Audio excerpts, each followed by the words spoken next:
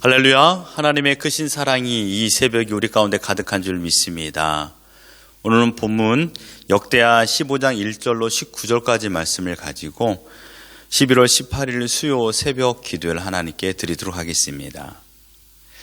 아사왕은 종교개혁, 1차 종교개혁을 진행했습니다. 오늘 본문은 2차 종교개혁에 관한 내용입니다. 오늘 본문의 핵심을 우리는 한마디로 이렇게 정의할 수 있습니다. 그러나 이것은 아주 중요한 것입니다. 그것은 뭐냐면 바로 하나님을 찾으라 이것입니다. 하나님을 찾으라. 본문 2절, 4절, 12절, 13절, 15절에 무려 5번에 걸쳐서 여호와를 찾는 것에 대하여 말씀하고 있습니다. 아사왕의 신앙의 특징을 한마디로 요약한다면 그건 바로 하나님을 찾는 신앙이었습니다. 여러분, 인생에 가장 많은 시간을 투자하는 것은 찾는 것입니다. 마치 보물찾기 하는 것처럼요. 찾다가 인생을 다 보냅니다. 친구를 찾습니다. 애인을 찾습니다. 대학을 찾습니다. 직장을 찾습니다. 꿈을 찾고 또한 건강을 찾고 노후에는 안정을 찾는 것. 이게 바로 우리의 인생을 살아가는데 가장 많이 시간을 투자하는 것이죠. 그런데 내가 옳다고 생각하여 찾았다가 실패를 경험할 때도 있었습니다. 여러분 어떻습니까? 새벽에 말하기에 참 죄송스럽습니다만은 우리는 친구를 믿고 또한 상사를 믿고 함께 직장에서 일하는 동료를 믿었다가 배신을 당하고 사기를 당한 적도 있습니다. 또한 우리 주위에 그런 일들을 너무도 많이 봅니다. 꿈을 찾았는데 그 꿈이 외려 나를 배반하는 일들 말하는 것이죠. 어떻습니까? 어제 하루도 여러분들은 무엇을 찾아 헤매이며 하루를 보내셨습니까? 또한 찾는 것을 여러분들께서 정말 찾으셨나요? 갖기를 원하는 것을 여러분 찾으셨습니까? 솔로몬과 르호보암과 아비야도 자기 인생에서 찾고자 하는 것을 찾으며 시간을 보냈습니다. 하지만 그들이 찾은 것은 우상과 이교 문화였습니다. 그 결과는 하나님을 떠나게 되었으며 많은 백성들에게 악한 영향을 미쳤습니다. 오늘 본문의 아사왕도 인생 전부를 바로 찾는 것에 온 힘을 다했습니다. 그러나 중요한 것은 무엇입니까? 그 대상이 달랐습니다. 하나님을 찾았기 때문입니다. 하나님을 아는데 온 힘을 다하였고 열심을 통하여 하나님을 배우고 깨닫고 더 나아가 백성들에게 하나님을 가르쳤습니다. 하나님을 찾으면 찾을수록 하나님께서 무엇을 원하는지를 정확히 알게 되었습니다. 그것은 철저하게 우상을 버리는 것입니다. 우상을 제거하라고 하나님께서 우리에게 엄한 명령을 알게 됩니다. 아사왕은 2차 종교 개혁을 통하여 마지막 남은 우상 숭배를 뿌리 뽑기를 원했습니다.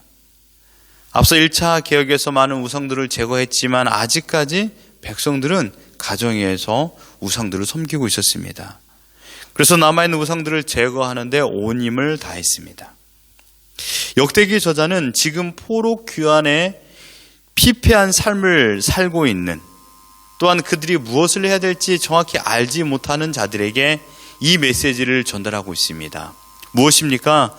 여호와를 찾는 것이 우리가 생명을 얻는 것이요, 여호와를 찾는 것이 우리가 회복할 수 있는 유일한 길이다라는 것입니다.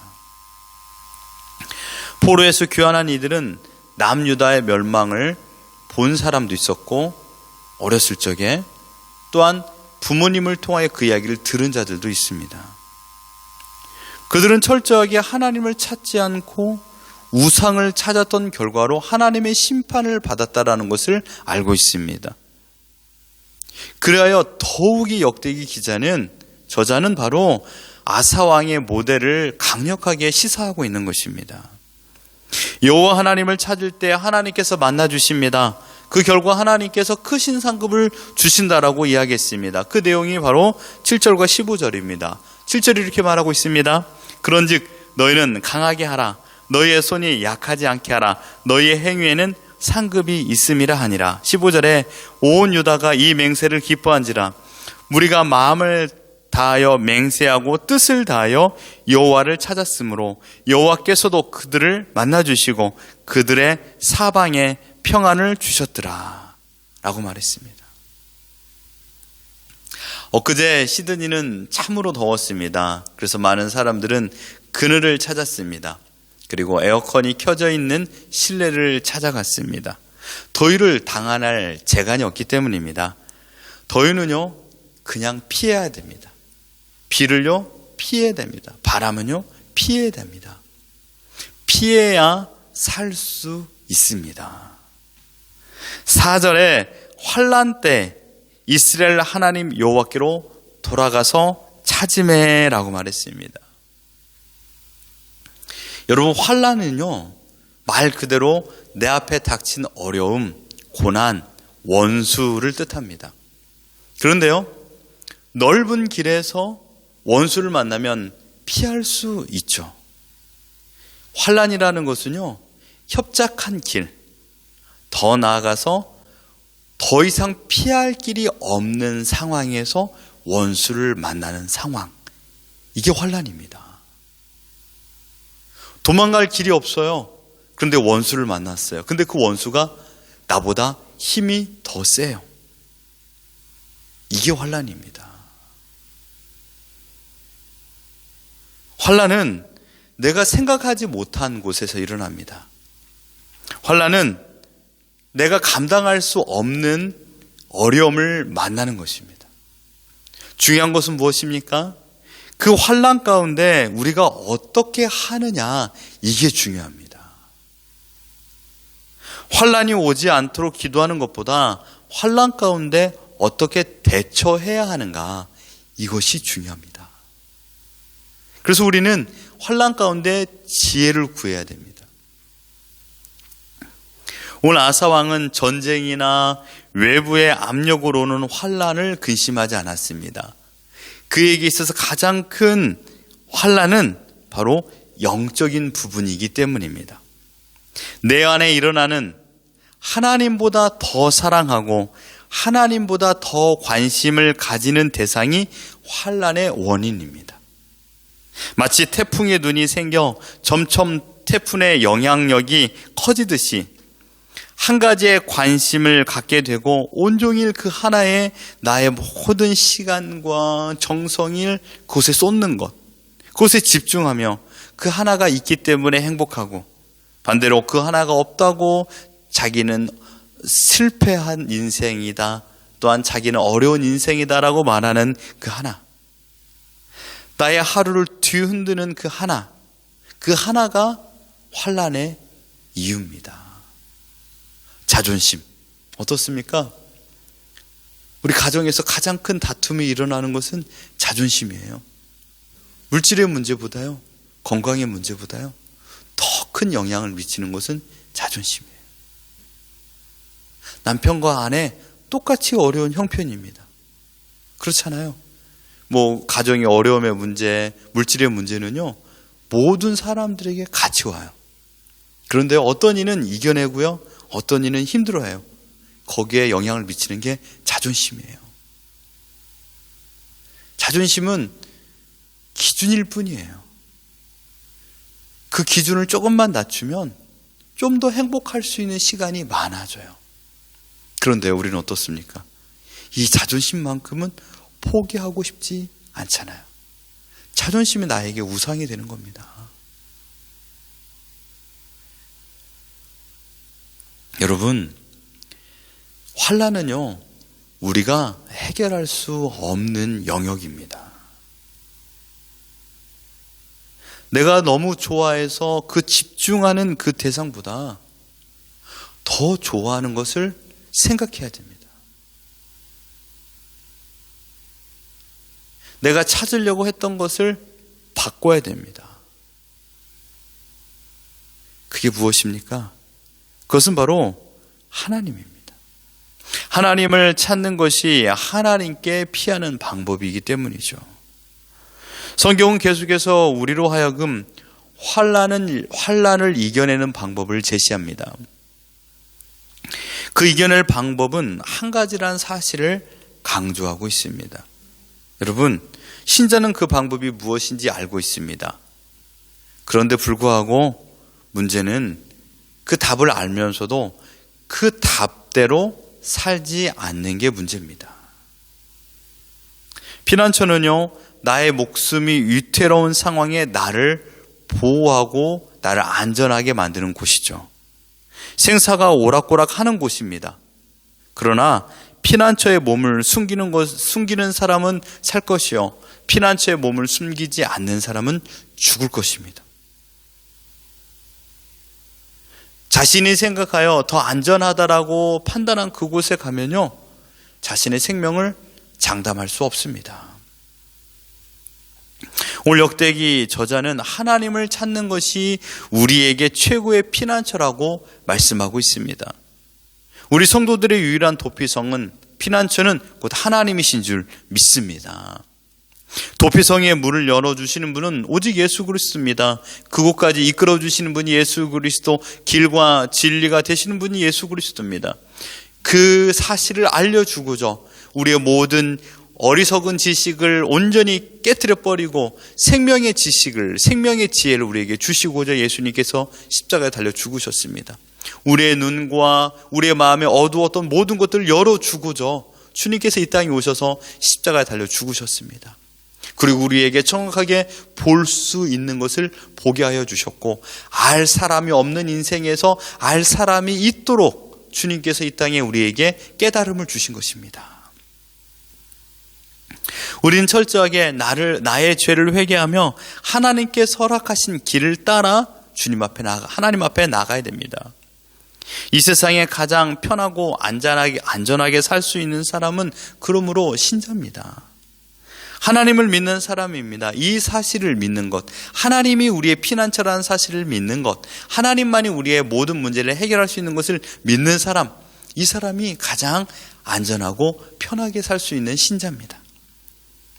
우리가 어떠한 세상 사는 지혜가 있어서가 아닙니다. 우리가 평안한 이유는 단 한 가지입니다. 하나님 품에 있기 때문이죠. 하나님의 온전하신 통치, 곧 절대 주권을 믿는 사람이라면 내 앞에 어떤 어려움과 환난을, 여기에는요, 이 어떤 어려움과 환난이라는 것은요, 육체적이고 정신적이고 경제적인 모든 문제를 다 포함한 것입니다. 그 환난보다 더 크신 분이 누구냐? 바로 하나님이라는 사실. 그러므로 하나님께 피하는 자가 가장 안전하다는 사실입니다. 그렇습니다. 우리는 안전합니다. 거센 바람을 동반한 비가 온다 할지라도 넓은 처마 밑에 있다라면 안전한 곳에 있는 것이 아니겠습니까?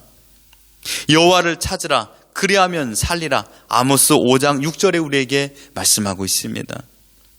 북이스라엘의 마지막 순간에 아모스 선지자는 환난 앞에서 흐트러짐 없이 외쳤습니다. 뭐라고요? 여호와를 찾으라, 여호와를 찾으라. 그 여호와를 찾아야만이 우리가 살 수 있다. 그러나 북이스라엘 백성들은요, 찾는 대상이 달랐습니다. 하나님을 의지하지 않았습니다. 하나님을 바라보지 못했습니다. 외침의 소리를 몰라서가 아닙니다. 그들이 지혜가 없어서가 아닙니다. 어리석은 지혜를 가지고 있었습니다. 생명을 낳는 지혜가 그들에게는 없었습니다. 하나님을 찾지 않으면요, 우리는 죽습니다. 사랑하는 성도 여러분, 우리는 시드니 이민 생활에 거하고 있습니다. 왜 여기까지 왔는지 사연 없는 사람이 있겠습니까? 모두가 사연이 있습니다. 누구나 큰 꿈을 가지고 지금 오늘을 살고 있습니다. 누구나 가슴에 큰 꿈을 가질 수는 있습니다.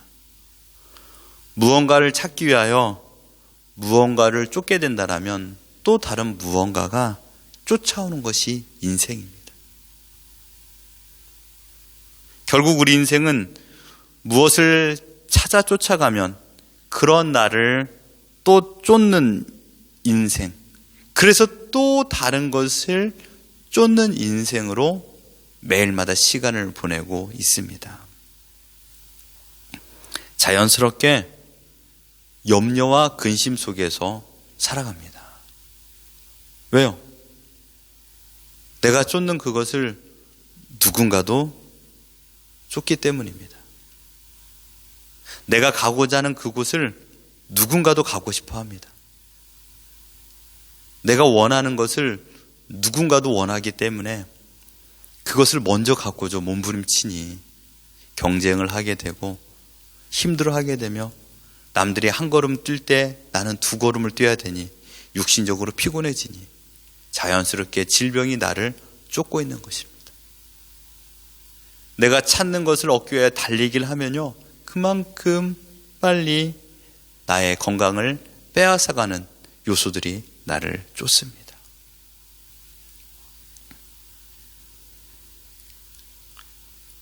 지금 우리는 코비드로 쫓기고 있습니다.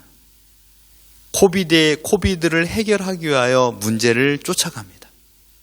그러나 코비드는 우리보다 더 빨리 변이되고 있습니다. 인간의 지식보다 더 빨리 바뀌어져 가면서 우리가 원했던 답을 찾을 때는 코비드는 더 멀어지는 일들을 보게 되지 않습니까? 지금 내가 찾으려 하는 것을 찾는다 할지라도 설령 그것이 나의 모든 문제를 다 해결해 주지는 못합니다.